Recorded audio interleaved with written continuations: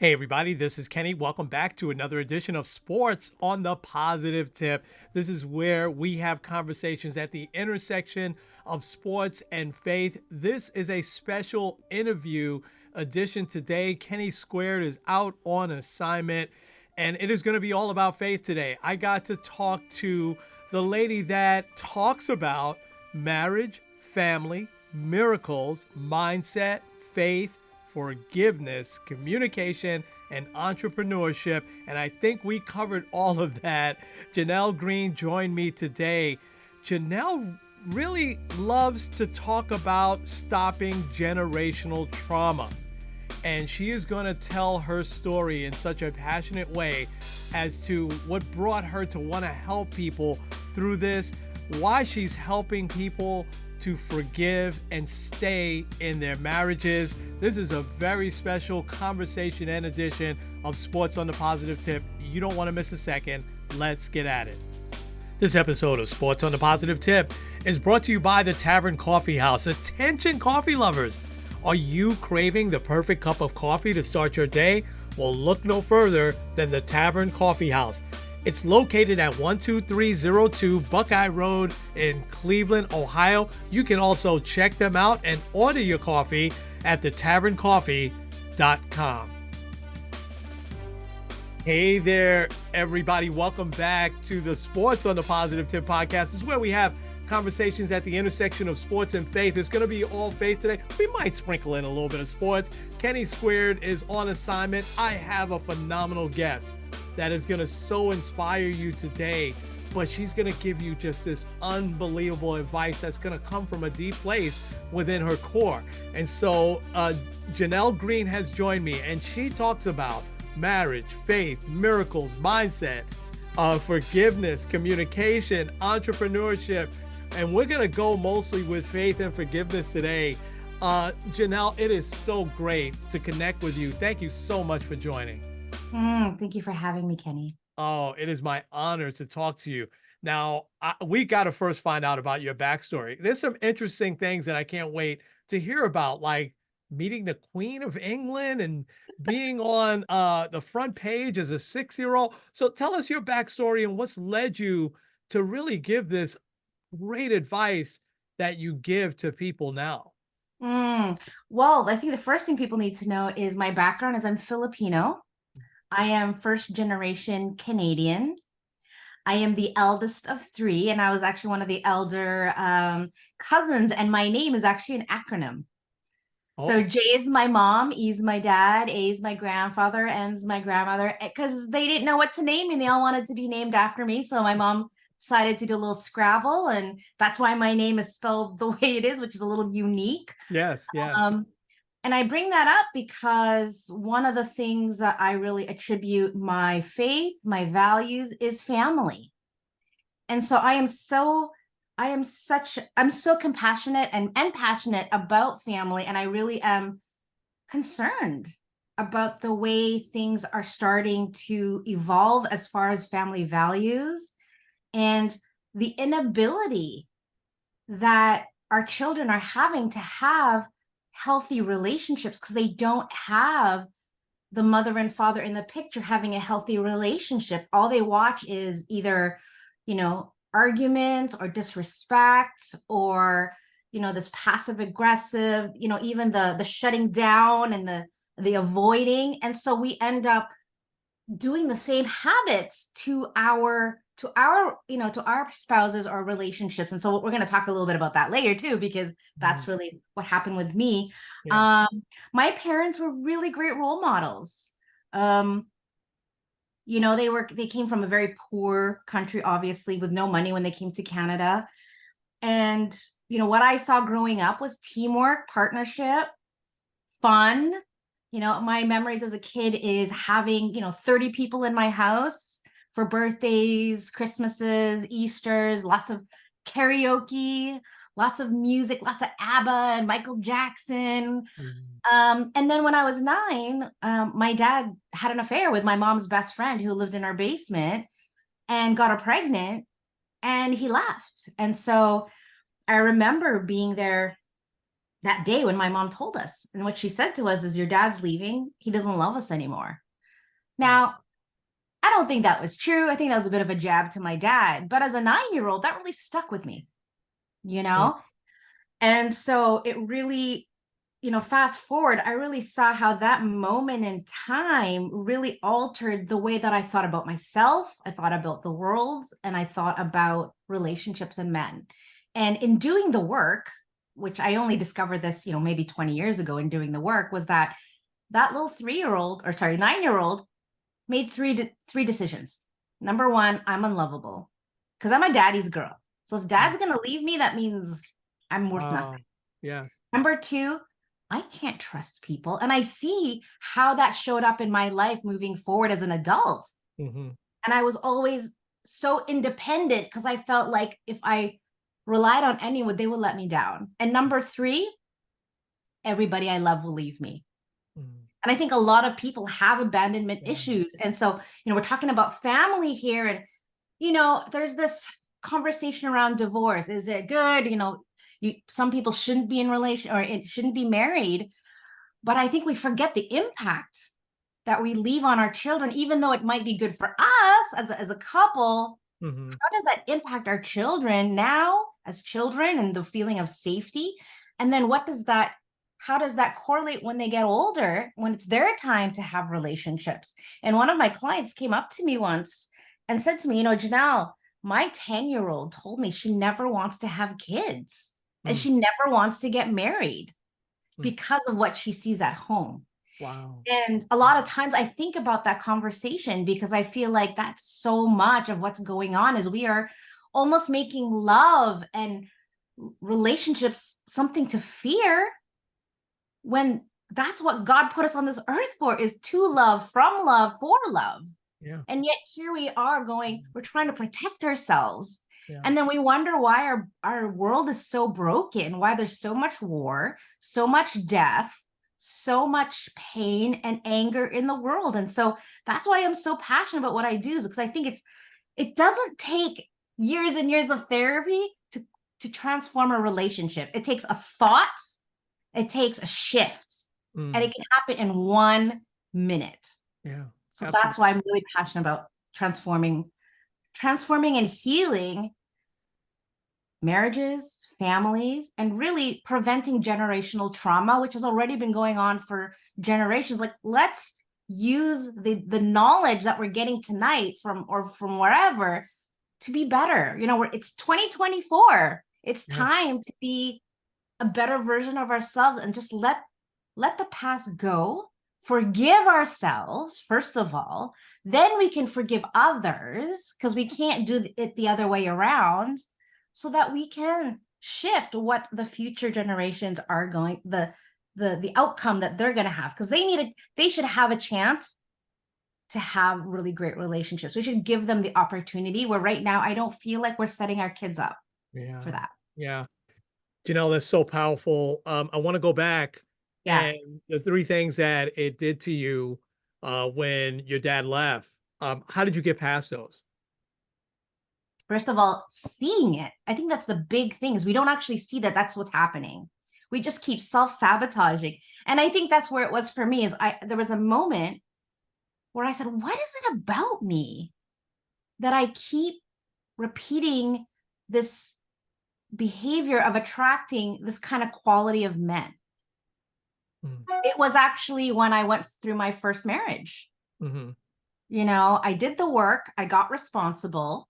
I saw that I had been blaming him for the breakdown of our relationship, when really we were A, not a good fit.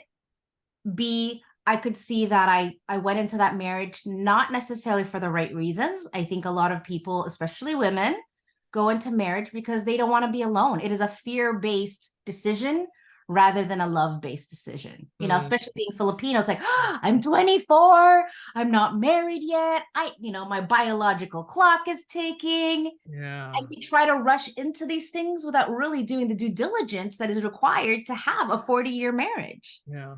to Yeah. ask the hard questions, Yeah. because we're so afraid of being alone. Yeah. Yeah. Wow. Wow. And so that took a lot for you to get past that. um how can parents start to build more of an awareness?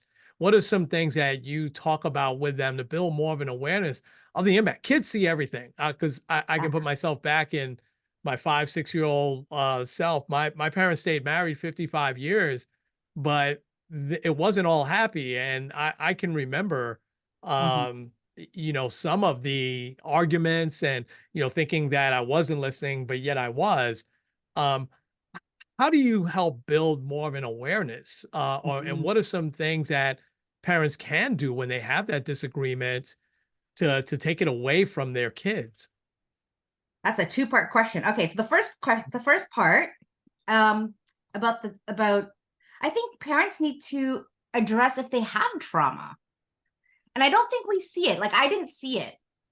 So I had a coach and she said to me, I said to her, I just have really major trauma. Sorry, I have really major trust issues. And this was actually about work. This had nothing to do with marriage or anything. She says, well, let me ask you, when was the first time in your life that you felt you couldn't trust? Mhm. So if 1 minute we're talking about work, next minute we're talking about who I couldn't trust when I was a kid. And I was like, what does that have to do with anything? But all of a sudden, there I was again, 9 years old at the window watching my dad leave. And I had thought, sorry, I hadn't finished my story about my dad. My dad actually came back. He came back, Wow. he asked for forgiveness from my mom because he was sick. He couldn't work anymore. He was on a transplant list for his kidney. And he came to my mom and said, I'm sick. I need someone to take care of me because his girlfriend didn't want him anymore because he was pretty much useless now. Um, and she said yes. And she said, Wow. under two conditions. Number one, we forgive and we forget. And number two, if you're here, you are here. And I want you to cut ties with them. And so he agreed. And for the next 13 years before he passed away, life was great. He started going to church like every day because he was home. He kind of became the stay-at-home dad. And so we got to spend more time with him until he passed away. And I remember, we were there when he passed peacefully. And yet I realized that I still had trauma from that 9-year-old. So I had to, first of all, confront that there was still stuff there. Mhm. Once I saw that, I'm like, okay, what's there? And so what I did is I really started to look at what are the narratives that I have about people and especially about men. And when I saw that, I go, okay, where did that come from? And so I kind of went back, went to the time machine and kind of figured, okay, well, it was because of this bullying. It was because of this boy who cheated on me or lied, whatever, just looking for the evidence. And Mhm. then taking responsibility for what did we make that mean about us or the world? We think that what we believe is true, like as in like gospel, and it's not. It's just a decision or belief we made in a second and then we've now gone through life thinking, oh, that's true. So that Mhm. could sound like my partner doesn't care about me, right? I can't rely on my partner. My partner will, whatever these decisions or beliefs we make, we have it as true. We hold on to it and we have to be willing to let go. Why? Because we cannot get to a place of love and joy and happiness and all that amazing stuff from a place of fear, resentment, guilt, shame, all that like low energy, low vibe things that are actually not really who we are. It's just the sort of layers of, I like to call them survival mechanisms that we pick up through life. Yeah. And we think somehow that that's going to make us happy, Yeah. but it doesn't. We actually have to open our hearts. We actually have to be willing to be vulnerable, to take a risk. I just turned 46 last week and my dad passed away at 53. Mhm. And one of the things that I've become so present to is my fear of getting to my dad's age. Because Mhm. I have it in my subconscious, and I only just discovered this, Kenny, like last week. Mhm. There's a fear and anxiety I have that if my dad died at 53, there's a chance that I might die at 53. Mhm. And so I look at my marriage and my life as like, wow, I don't have a lot of time. Mhm. But I think in many ways it's a good thing because I don't sweat the small stuff. And I know my mission on this planet. and I focus on that. I don't let the other stuff really stop me or get in the way, because I know that if I let it get in the way, I am not going to fulfill what I'm here to do on this planet, Yes. and especially in my marriage. And Yes. so I find myself feeling quite, I don't want to use the word clingy, but I'm going to use the word clingy to my husband, because Yeah. I'm like, I don't actually know how much time I have with this man. And it Wow. kind of scares me, but I have to continually keep opening up my heart, because if I keep closing it down and saying, well, I need to protect myself because if I lose him, I don't know what I'm going to do. What kind of life is that? Yeah, absolutely. Wow. Wow. I want to really get to the generational trauma, but I can't, I got to ask you about your mom because Yeah. what a phenomenal example that Yeah. was for you for her to forgive. Why did she forgive? This is an interesting question. I actually just found this out 2 weeks ago. I was out with for dinner with my mom. So my dad's been passed away now 21 years, just for reference. Mhm. I had it the whole entire time because as a child, watching my parents and my dad coming back, my mom did not hold any grudges. It was amazing. It was almost like she just took it out of her mind, and she was so committed to being happy as a family that she put that aside. But in conversation with her a couple weeks ago, she said, "You know what? To be honest, since that moment, I really wasn't sure if your dad really truly loved me." And I'm like, "Really?" Mm, She's like, "Yeah, with what he did, I." And so I said, "So why did you take him back?" And she says, "Because I didn't want my kids to not have a father. wow.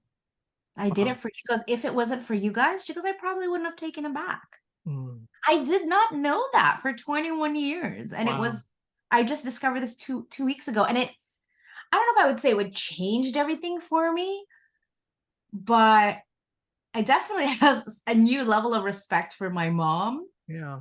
that she chose to set aside all of her doubt, her fears, her anger, whatever was there for her, for the sake of her family, to give that another chance, because she loved my dad, you know? And I think yeah, it was, yeah, I think that's all I want to say about I, that. I tell you, and it goes back to what you said at the beginning about how, your mom was really living out what you said in terms of the impact that I think a lot of parents don't see the impact that it has on their kids. She clearly saw it and kind of wanted to, okay, we've lost some time here, but we can get it back. Thank God she did that. Yeah. And I don't have to talk to you biblically of how strong that is, how we're commanded to forgive and we're commanded to love. I- so I want to get to the generational trauma because you put that in a lot of amazing terms. I want to start with maybe just define in your words what generational trauma actually is. That's a great question. To me, generational trauma is our own beliefs, doubts, fears that we put on to our children, both not only just us, but societal, right? That keep continuing on. And as each generation, as we go through each generation, it slightly morphs, right? And what I'm seeing, instead of it getting better, is it's actually getting worse. And Mm, so we're carrying all of the emotional, energetic energy and trauma from our ancestors that then travel through our genes and DNA and our cells, right? Because it's all energy. And then we add on top of it, our stuff to our children. And our children are carrying not only our baggage, but all the other baggage that their parents were carrying on top of their dad or the other parents' stuff. And so it's like these poor kids are carrying all of this baggage that isn't theirs. And then they got stuff that they got to deal with, yeah. which they're not equipped to do. And that's why I believe that why, mental disorders, emotional disorders, depression, suicide, all these things that we're experiencing, I believe is a result of that. Mm, And that's why forgiveness is it's something that I focus on so much, because here's what I get. I bet you can, agree with this, is that 99% of us don't actually know what forgiveness is or the meaning of it. We think it's this thing that, well, if we forgive, or it's about letting someone off the hook. Like there's this fear about it, but that's actually not what it is. And so Mhm. when I focus on that with my clients, once they actually get the distinction, it's a complete new ball game for them. Mm. Mhm. You know, Wow. I have a guy that hasn't talked to his brother in 40 years Wow. because of his mom. So they got in a tiff about his mom 40 years later. And he wants to forgive because he's now in his mid 60s. And he's like, you know what? I know my mom would want us to reconcile, but I don't know how. Mhm. And my fear is that if I forgive him, that it means that I'm um, letting him off the hook for what he did to my mom. And I said, well, consider that it's nothing about letting him off the hook. Consider it's not even about him. Mhm. It is about Mhm. you Mhm. and the emotional prison or shackles that you put yourself into. It's about freeing yourself, not about freeing him. Mhm. Because Mhm. even though you say you don't really think about him, there is, whenever you do think about him, there is this hurt, there is this negative vibration that runs through your body. Well, what if we could just let that go? Mhm. What could actually open up for you and for him when you guys could actually heal that relationship? And it doesn't mean that you have to be best friends, doesn't mean that you have to talk every day or anything like that. It is Yeah. simply just letting go and accepting that it is what it is. It happened. We're human. It's okay. And Mhm. we can still love each other. And Kenny, I believe that, back to what we are talking about, is you only learn that in family. Yes. And if you don't have that practice, you can't do that for someone else. You can't do that for your kids, and you can't do that for yourself. Yeah. Absolutely. Absolutely. Your definition of generational trauma is both so dead on, but also very scary when I think about when you talked about the energy and all the burdens that little kids, carry. So, how do we stop it? How Yeah. what are some things? What's your advice on how do we get past it and stop it? Because you have, and so how do we stop it? Yeah. Oh, that's a big question. Quite simply, we need to love ourselves. Mm, We beat ourselves up so much. I know us women, guys, you don't know this, you might not know this about us, but we have this reoccurring. I know men have this too, but women way more. We have this reoccurring 24/7 dialogue in our brain that says, I am not good enough. And so we're always trying to be super mom. And even when we are super mom, it's still not good enough. And the problem is that we take that expectation that we put on ourselves and we put that on our men. mhm, And so when we ask our men to do something for us and they don't do it perfectly, we get upset. And so then of course the husband gets discouraged and he basically stops doing that thing because it's like, well, what's the point? And mm, then the wife is like, oh, you don't care because you're not doing this anymore. And so now here we begin the downward spiral. yeah, And because we don't have the skills or the tools to be able to have a healthy, respectful conversation or disagreement, we just start triggering each other. But the trigger is not the partner, the trigger is the unhealed wound from childhood. mm, And I would have to say to you, Kenny, out of all my clients that I've worked with, probably 99.8% of them have childhood trauma that they don't even know is there or is related to the dysfunction of their relationship. And so when we get to that point, when they see that, all of a sudden their world is totally rocked, and it now gives us access to, like, oh, that's why I am the way I am. Okay, yeah, now that I can see that, how do we shift that? How do we take responsibility for that? And then how do we forgive that so that we can let that go? Because until you do that, you will continue to bring the past into the future, mm, past into the future. So mm, therefore, you're not actually in creation of a future, you're just reliving the past. yeah, yeah, Hence the generational trauma. yeah, yeah. That is just priceless advice. And you know, as you were talking, so many things were running through my mind also from my childhood. But I can remember very intentionally. I had great mom and dad, but I remember there was some things that my dad did that I didn't like, and Hmm. very intentionally, I'm like, I'm not going to be like that, you know. Hmm. Like my dad, for instance, never cooked, so I try to cook as much as I can, you know, just to give my wife a little bit of a break, especially like on weekends and stuff like that. This has been amazing. It's been amazing to talk to you. Um, I do want to squeeze in one more question and then leave you time for how people can connect with you. Um, what is it that couples need to remember the most in their marriages if they want to continue to be happy? You laid out a lot. And I think leaving that generational trauma behind has got to be up there. But what's another thing that couples need to really, really remember if they want to be happy in their marriage? Well, let me share with you. My husband and I have been together for 17 years, and Amazing. Great. he is the greatest gift from God that I could even imagine. You know, when there's moments when I don't love myself, you know, there's those moments. I remind myself that, man, God must love me so much because he gave me this partner. And one of the beautiful things I would say about our relationship is that we are so honest and vulnerable with each other, and we respect each other.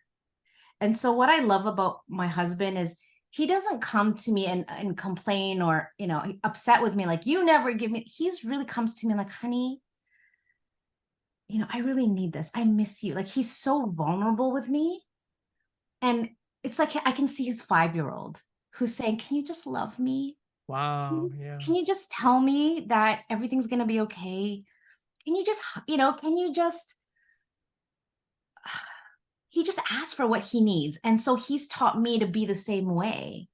And so there's never this like, oh, you don't give me love, you don't give me time, we don't have sex enough, like whatever.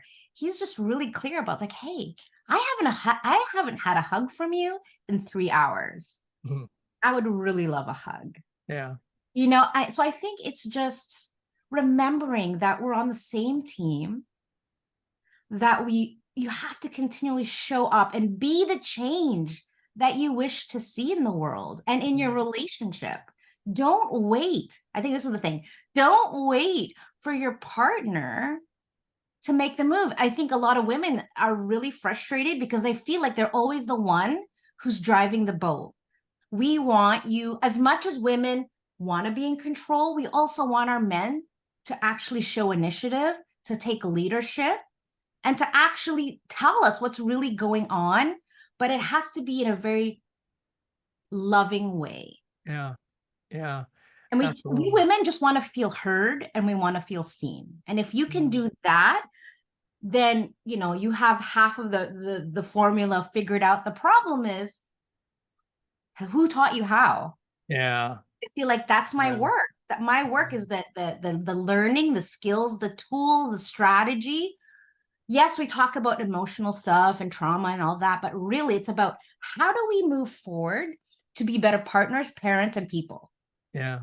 And so if anyone wants to know more about that, please visit my website, JeanellGreene.com or saveourmarriage.ca.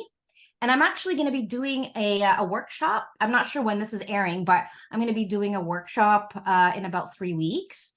And it's really going to be about how do we shift our relationship in a way that has the future look different than what it did, say, last year. Yeah, absolutely. We'll get this out before the end of this week to make sure that you give people plenty of time to do that.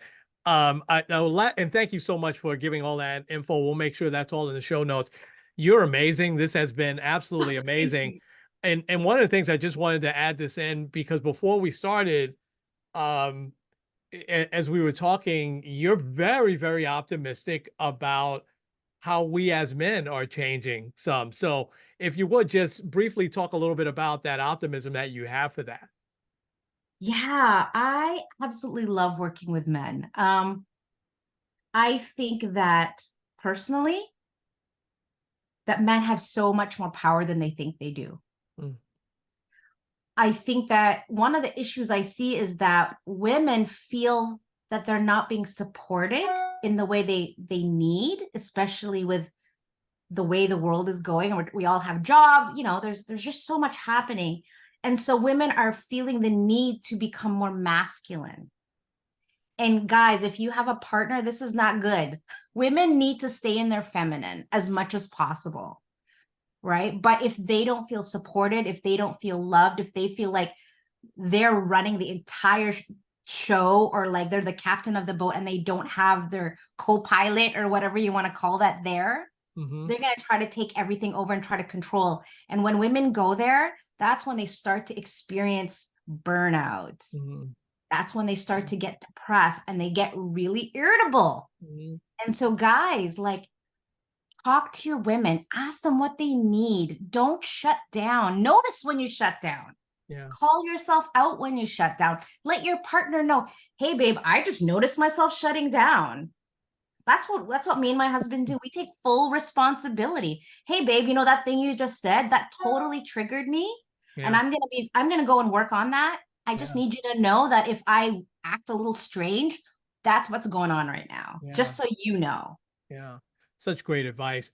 And you were where you were going also, that could sometimes be generational as well. Yeah. Where yeah, absolutely. Oh, Jeanell, I could probably talk to you for the next 10 hours straight without any break or anything. We won't get Yeah, any totally. food, water, nothing. Amazing, amazing. God bless you. Continue to do the work that you are doing. Thank It you. is so, so, so important. I hope to connect with you again and get my son, who hasn't been married quite as long as me, obviously, but has been married for a while now, and I'm sure he's going to listen to this. So thank you so much for all you're doing, and please continue to do it. I will. Thank you. Absolutely. Well, we're going to leave it there, folks. This has been Sports on the Positive Tip with Kenny and with Jeanell, and we will talk to you real soon.